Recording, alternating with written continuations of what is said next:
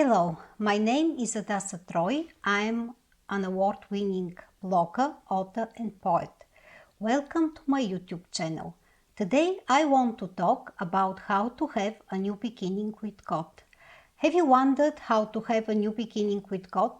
Perhaps you have experienced the devastation after a terrible loss, or you are sitting in the debris of your shattered dreams. I can get you, friend.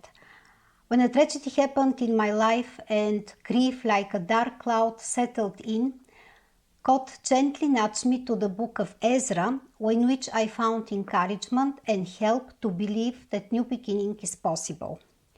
The book of Ezra starts with the story of the exiles coming back to Jerusalem, a ghost city laying in dust and in ruins, burned and destroyed 50 years ago from the Babylonians. Is it possible for Jerusalem to start over again?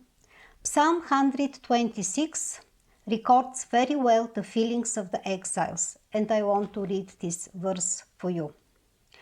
When the Lord restored the fortunes of Zion, we were like those who dreamed.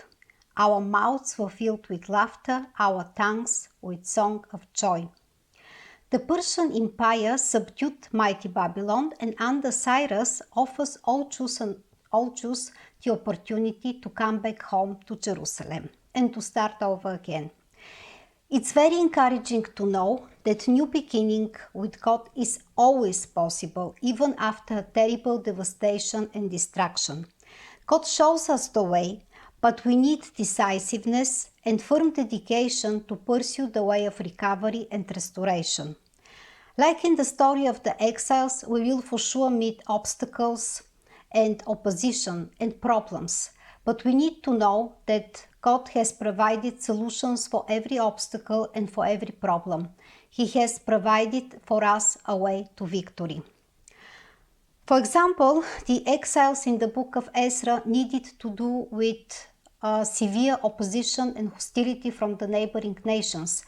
They even managed to stop the rebuilding of Jerusalem for 20 years. Then, under the encouraging prophecies of the prophets Haggai and Zechariah, the Jews started to rebuild again. Later on, another problem surfaced. The Jews have mixed themselves with the neighboring nations and have compromised their faith. Ezra the scribe imposed a radical and painful decision to deal with this problem. But the question is, what does this whole thing mean to us nowadays? What does that mean to us? The story of the exiles shows us an important principle. The way to overcome the obstacles is to reject the lies broadcasted by our pain and wounds and to embrace instead the eternal truths of God. We can do this when we let God's truths to shape our way of thinking, when we meditate on God's truths, when we speak them and declare them over our situations, when we pray them, and most of all, when we believe them. The most important thing is to interpret right our suffering and not let suffering separate us from Jesus, because the worst part of suffering is the damage it can do to our view of God and our relationship with Him. So how can we prepare for a new beginning? Because the first and most important stage is the preparation of the heart. It is symbolized by the rebuilding of the altar in the book of Ezra. So preparation of the heart involves restoration and investing in our relationship with God and in our constant communion with Him. Preparation of the heart also means to pay attention to God's presence and words, to protect our hearts, to have good soul care, which starts with resting in God, and to learn to grieve in healthy ways. When we do this first part, when we have prepared our hearts, this opens the way to the next stage, which is the stage of recovery and restoration.